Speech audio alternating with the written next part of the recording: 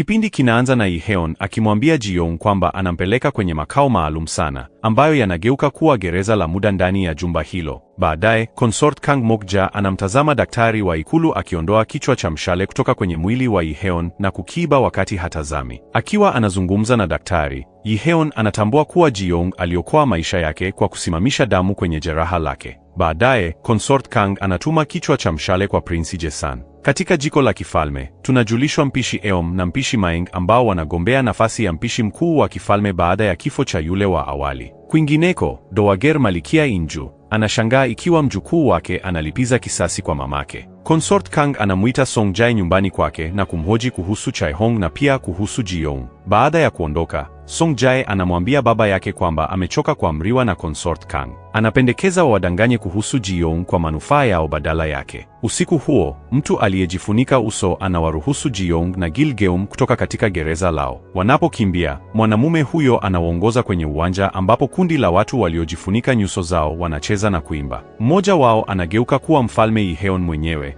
ambaye alipanga haya yote ili kumdanganya Ji-young. Anamtambulisha Gong Gil, mcheshi anayejifanya kuwaongoza wasichana. Gong Gil anachukua malipo yake na kuondoka, lakini kabla ya kusoma ujumbe wa siri kutoka kwa mfalme unaomwamuru ajue ni nani aliyejaribu kumuua msituni siku ile. Wakati Ji-young anapoendelea kumsogelea mfalme, anatishia kumchapa Gil-geum kwa chuma. Katika hali yake ya kukata tamaa, Ji-young anaahidi kutokimbia ikulu. Kisha Lee-heon anatangaza kuwa ana njaa na kumwambia Ji-young ampikie chakula. Towashi mkuu Chang Seon anawapeleka wasichana jikoni kwa kifalme, ambapo wapishi wote wa kiume wanashangaa kwamba mwanamke ndiye atakayesimamia chakula hicho.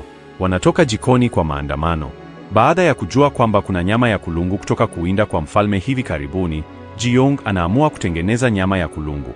Baada ya mlolongo wa kumpikia haraka, Ji-young anamhudumia mfalme chakula chake, akimtambulisha kwa jina la Haute Cuisine kutoka Ufaransa. Chakula hicho kinajumuisha kozi 3 na Lee-heon anapenda vyote. Anapokula ulimi wa kulungu aliyechomwa, anakumbuka nyakati za chakula pamoja na mama yake wakati wa utoto wake. Consort Kang anafika kwenye chumba cha mfalme, lakini Chang Seon anasema hakuna mtu anayeruhusiwa kuingia. Hatimaye, Lee-heon mwenyewe anamwambia waonane baadaye, ambapo jambo hilo ni la mara ya kwanza kwa Consort Kang. Ndani ya chumba chake, Lee-heon anaegemea karibu na Ji-young na kumwambia kuwa amemchagua. Baadaye, Song Jae anamwendea Ji-young na kumwomba ampe taarifa anazojifunza kutokana na milo yake na Lee-heon. Kwa kubadilishana, anampa ulinzi kutoka kwa Consort Kang. Ji-young anakubali, lakini anaomba upendeleo mmoja zaidi. Anamtaka atafute begi lake ambalo Lee-heon alilitupa juu ya mwamba. Wakati huo huo, Consort Kang na kijakazi wake wanamwambia Kok Maeng amfukuze Ji-young nje ya jiko. Kok Maeng hutumia mbinu ya kuweka nyoka, mende na zaidi, kuwadhulumu Ji-young na Gil-geum, ambao huishia kuchoka. Baadaye, mawaziri wa Lee-heon walituma barua zao za kujiuzulu. Song Jae anaeleza kwamba wamekasirishwa na uhamisho wa Gavana Hong, na vilevile kwamba Lee-heon hamwadhibu Ji-young. Tunaona kwamba ni Consort Kang na kijakazi wake walioeneza uvumi kwamba Ji-young alihusika na mzozo huo na Gavana Hong.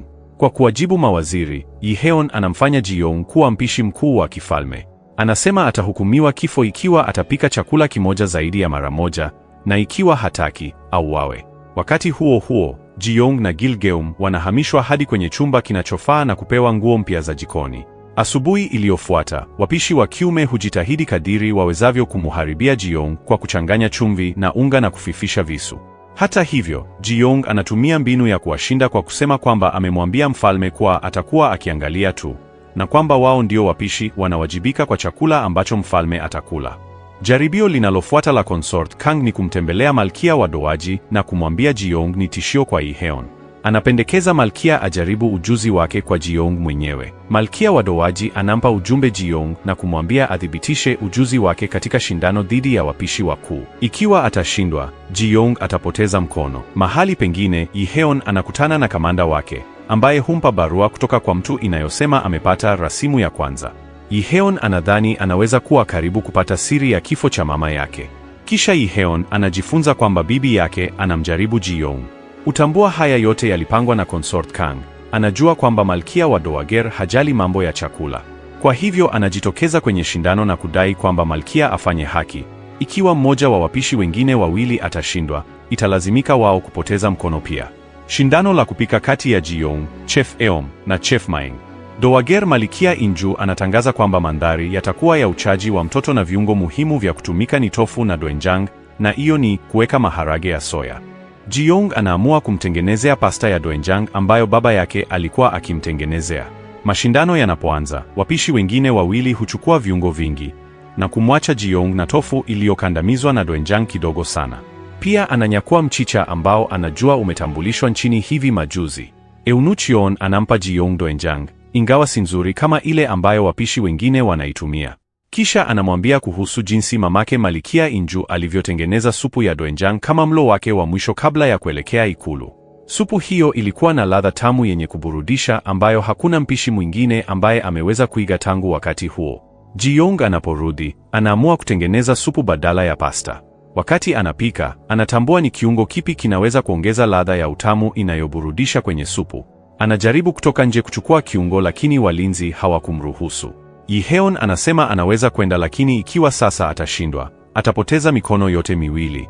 Walakini muda mwingi umepita, kwa hivyo Ji-young anamuuliza Gil-geum kuchukua kingo badala yake na kumfanya aishiwe. Akiwa njiani kurudi, kijakazi wa consort Kang Chuwol anamwangusha Gil-geum, lakini muda fulani baadaye, Gil-geum anarudi kwenye shindano hilo na kumkabidhi Ji-young kikapu. Ji-young anapopika, washiriki wa familia ya kifalme wanashuku matumizi yake ya mchicha kwa kuwa hawakuwahi kula hivyo hapo awali. Muda umekwisha na wapishi wanawasilisha sahani zao. Kwanza ni maandazi ya Chef Maeng yaliyofungwa kwenye samaki. Kila mtu anayapenda lakini Ji-heon anasema ni aibu, kwani alitumia doenjang kwa mchuzi wa kuchovya pekee. Inayofuata ni tofu yeompotang ya Chef Eom, inayohusisha tofu na supu ya kukaanga. Hatimaye, ni zamu ya Ji-young. Familia ya kifalme wanashangaa kuona tu supu ya doenjang pekee wakipewa. Walakini, ladha ya kwanza kabisa inawashangaza wote. Malkia wa Dowager anakumbuka chakula cha mwisho ambacho mama yake alimtayarishia na hadi utokwa na machozi. Kiungo cha siri kinageuka kuwa utulivu. Malkia Inju pia anamshangaa Ji-young anapoeleza kuwa mchicha ni mzuri kwa afya yake. Ji-young anatangazwa mshindi.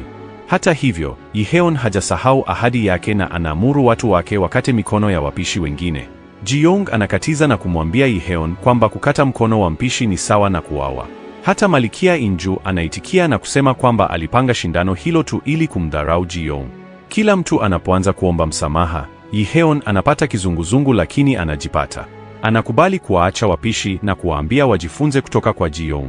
Baadaye, Malkia Inju na wenzi wengine wanajadili ikiwa Ji-heon anajua kilichompata mama yake. Mazungumzo hayo yanadhihirisha kuwa alifukuzwa kazi na kupewa sumu. Ji-young anarudi jikoni, ambapo wapishi wengine wawili wanamshukuru kwa kuokoa maisha yao. Gil-geum kisha anamwambia kwamba kuna mtu alimpiga nje lakini Gong-gil akamwokoa, ambayo ilimsaidia kuweza kurejea kwenye shindano. Wasichana hao pia hutembelewa na Song-jae, ambaye anamwambia Ji-young kwamba hakuishi tu kulingana na ujuzi wake. Ji-heon alimsaidia lakini Song-jae haelezei zaidi. Ji-heon anaenda kwenye makao ya consort Kang na kumshutumu kwa kumfuata Ji-young. Anamwambia kwamba amekengeushwa na kumtafuta adui yake, mtu ambaye aliua mama yake. Ghafla, kizunguzungu cha mfalme kinarudi na anajikwaa kwenye makao yake. Mahali pengine, Prince Jesan anapata habari kwamba ni mkurugenzi Kim Yang-son ambaye anatoa siri zao. Licha ya maagizo ya Jesan ya kusubiri, aliajiri muuaji kumshambulia Ji-heon. Mtoa habari wa Jesan anafichua kwamba muuaji huyo alikuwa mtu mwepesi aliyejifunika nyuso zao, jambo linalodokeza kwamba hakuwa mwingine ila Gong-gil. Ji-young anapofika jikoni, Eunucheon anawafahamisha kwamba mfalme ana kifafa chake kimoja. Anajifunza kuwa ugonjwa kwake humfanya mwenye hasira za hatari, ambapo Ji-heon hushambulia kila mtu aliye karibu yake. Ji-young hutengeneza tambi ya doenjang, akidhani inaweza kumfariji. Wanapompa chakula, anaamrisha kila mtu kuondoka, isipokuwa Ji-young. Licha ya kuwa katika hali mbaya, mfalme anafurahia pasta.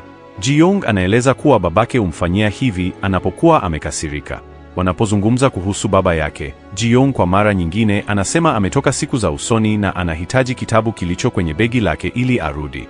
Anamwomba amwambie kuhusu mustakabali wake lakini anasitasita kwa sababu mustakabali wake una Gapshin Literati Purge, ambapo aliwaua watu waliohusika na kifo cha mama yake.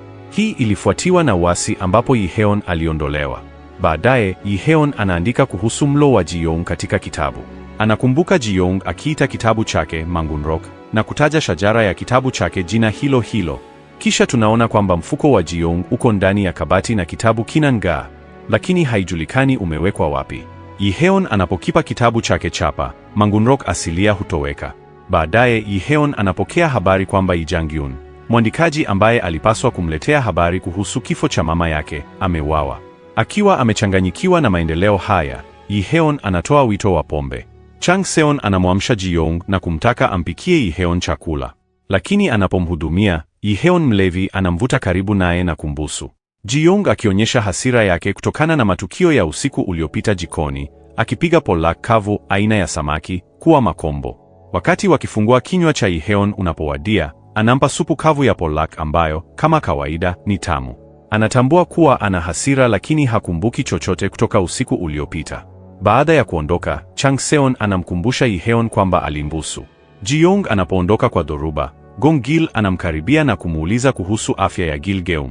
Baadaye tunaona kwamba ana pini ya nywele ya Chuwol, ambayo alikuwa anaenda kumchoma nayo Gil-geum. Tukirudi nyuma kwa haraka kunaonyesha kuwa dadake Gong Gil Okdan alikuwa ametumwa Jahongwon, mahali ambapo Consort Kang anasimamia. Hata hivyo, Okdan alifariki pale na akapatikana akiwa ameshika pini sawa na hiyo ya nywele. Wakati huo huo, Song Jae anamfahamisha Yiheon kwamba mjumbe kutoka Ming anakuja kwa ziara. Mjumbe huyo anaongozwa na towashi anayeitwa Yukun, ambaye Yiheon anaonekana kutompenda.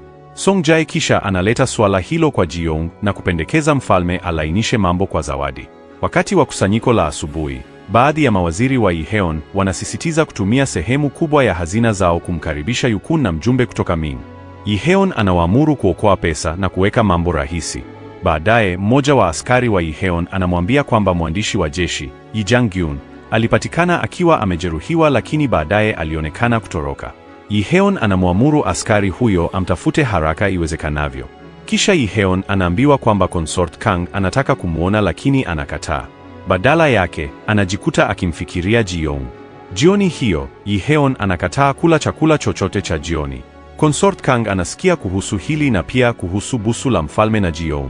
Anaamua kumpikia Yiheon chakula siku ya uchunguzi wake wa kimwili ili kurudisha upendeleo wake. Anampa chefu Maeng arseniki kumsaidia kupika ili kumzuia Ji-young. Mfalme anaendelea kuepuka chakula katika milo michache ijayo, licha ya sahani zote za Ji-young. Anajikuta akimshangaa mfalme. Yiheon anafikiria juu yake pia, na hatimaye anakubali kula chakula cha jioni. Anamtengenezea supu ya kuku na vyakula vingine vinavyoweza kusaga kwa urahisi. Anaifurahia na Ji-young anajikuta akijivunia kumfurahisha. Kwingineko, Prince Jesan anamshutumu waziri anayeitwa Kim Yong-san kwa kujaribu kumuua Yiheon. Wanaume wa Prince Jesan hata wanamshambulia Gong Gil, ambaye ni muuaji Yong-san aliyeajiriwa, lakini anafanikiwa kutoroka. Siku ya uchunguzi wa kimwili wa mfalme inawadia.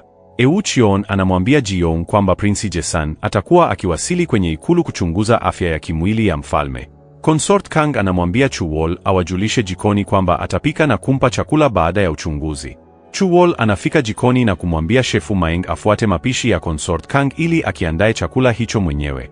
Anawasilisha habari hizi kwa wapishi wengine lakini Ji-young anasisitiza kupika toleo lake pia. Yeye na timu yake hutengeneza vipande vya nyama ya nguruwe kukaanga, aina ya schnitzel.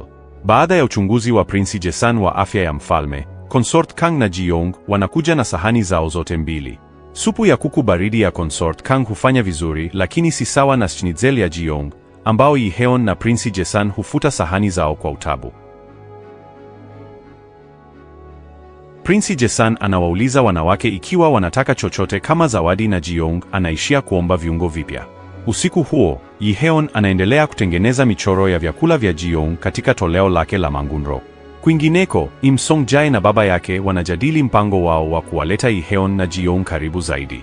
Song Jae anafichua kwamba alipata begi la Ji-young na atamshauri mfalme ampe kama zawadi. Baadaye anafanya hivyo, akimkabidhi Yiheon mfuko huo. Song Jae kisha anamwarifu Yiheon kwamba mjumbe mkuu wa Ming Yukun anasafiri na wapishi watatu wa daraja la kwanza. Song Jae anafikiri kwamba anataka kumfurahisha Yiheon kwa chakula kizuri na pengine anataka kuuliza kitu. Lakini onyesho lifuatalo linaonyesha talanta ya wapishi hao watatu na kufichua kwamba Yukun hapendi vyakula vya Kikorea. Wakati huo huo, Yiheon anampeleka Ji-young hadi Jangwonseo, bustanini ambapo matunda na mboga tofauti hukua. Anafurahi, haswa anapopata pilipili ilipokuwa kwenye kipande kilichoandikwa, ni sumu. Yiheon anamshangaza zaidi kwa kumpa begi lake na kuomba msamaha kwa lile busu. Ji-young anamuuliza kwa nini anafanya haya yote. Yiheon anakaribia kusema kwa kigugumizi kwamba anamuona kama mwanamke wake sasa, lakini anadanganya na kusema yeye ni mpishi mzuri.